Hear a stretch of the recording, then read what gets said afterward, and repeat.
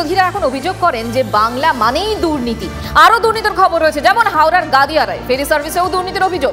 মুখ্যমন্ত্রীর দ্বারস্থ স্থানীয় বাসিন্দারা। হুগলি নদী জলপথ পরিবহন সংস্থার উদ্যোগে গাদিয়ারাতে একটি নতুন জেটি নির্মাণ করা হয়। কিছু সমস্যার কারণে সেই জেটি বন্ধ হয়ে পড়ে।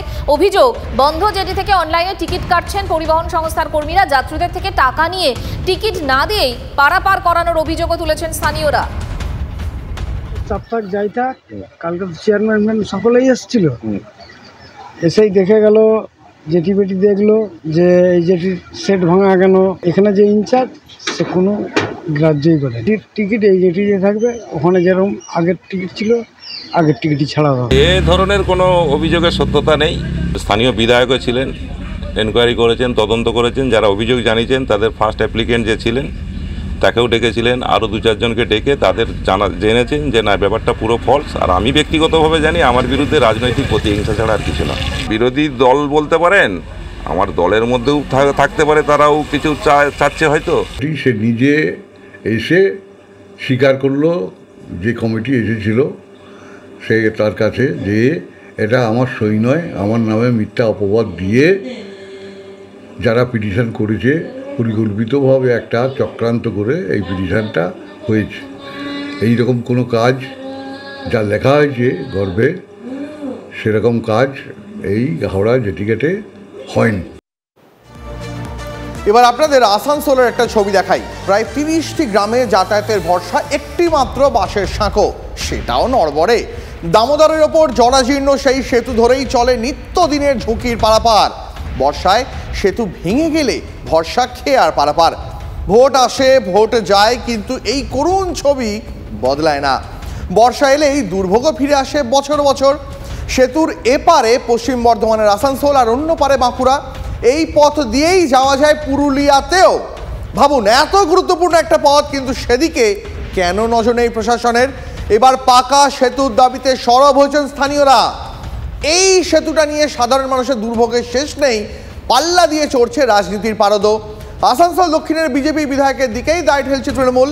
পাল্টা রাজ্য সরকারকে কটাক্ষ করেছেন অগ্নিমিত্রা পাল। বিপজ্জনক পারাবার, ভরসা বলতে এই কাঠের সেতু।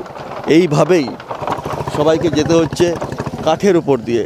এই যে কাঠের পাটাতন একেবারে আলগা হয়ে এসেছে, কোথাও কোথাও ফাঁক ফোকর, কোথাও ধরেছে ফাটল।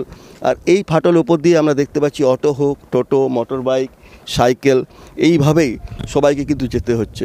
আমাদের তো এখানে যাতায়াত ব্যবস্থাটা খুবই মানে কী বলবো, দুরবস্থা হয়ে আছে। ঠিক আছে, এই যে কাঠের ব্রিজ আপনারা দেখতে পাচ্ছেন, এই ব্রিজটা মোটামুটি যদি পাকা হয়ে যেত তাহলে কত মানুষের উপকার হতো। এই যে দেখতে পাচ্ছেন কাঠের ব্রিজটা প্রায় মানে খুব রিস্ক নিয়ে মানুষ আসছে, ফাটাগুলো সব উঠে গেছে।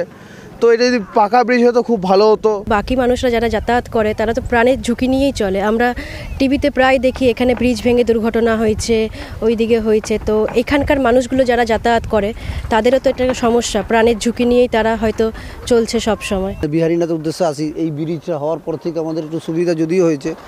আরও বড় সড়ো যদি ব্রিজ হয়, ভালো ব্রিজ, পাকা ব্রিজ, তাহলে আরও ভালো হয়, এটাই বলবো আর কি। এর মধ্যে দিয়ে আমাদের যাতায়াত বিপজ্জনক তো আছেই, যদি কোনো সময় দুর্ঘটনা ঘটলে ঘটতেও পারে। এখন তো এমনি সবাই যাচ্ছে, তাই আমরাও যাচ্ছি। অর্থাৎ একেবারেই বিপজ্জনক পরিস্থিতি। বিশেষ করে বর্ষাকালে যদি নদীর জলস্তর বাড়ে তখন কিন্তু এই ব্রিজ ভেঙে পড়বে। আর এই বিপজ্জনক বা প্রাণের ঝুঁকি নিয়ে দু প্রান্তের মানুষ এভাবেই প্রতিদিন যাতায়াত করছে বার্নপুরের এই সেতু দিয়ে। সাধারণ মানুষের অনেক দিনের চাহিদা, কিন্তু এখানে রাজ্যের ব্যাপার বললেন, কিন্তু কেন্দ্রের পক্ষ থেকেও কোনো উদ্যোগ এখানে নেওয়া হয়নি। সাধারণ মানুষকে বলবো, তাদের যদি কোনো দাবি দেওয়া থাকে তারা নির্দিষ্ট পদ্ধতি মেনে মাননীয় মুখ্যমন্ত্রীর কাছ অব্দি পৌঁছে দিন। এই অবস্থার মধ্যে বারবার আমরা রাজ্য সরকারকে বলছি, মুখ্যমন্ত্রীকে আমরা বলছি, চিঠি দেওয়া হয়েছে যে আপনি এই ব্রিজটা করে দিন। এই বাঁকুড়া আর আসানসোল দক্ষিণ বা পশ্চিম বর্ধমানের যে মধ্যে যে একটাই আমাদের মানে কানেকশনের কোনো জায়গা নেই, অনেক ঘুরে আমাদের একটা ব্রিজ আছে যেটা অনেক ঘুরে যেতে হয়, কিন্তু কিছুতেই এই সরকার করে দিচ্ছে না।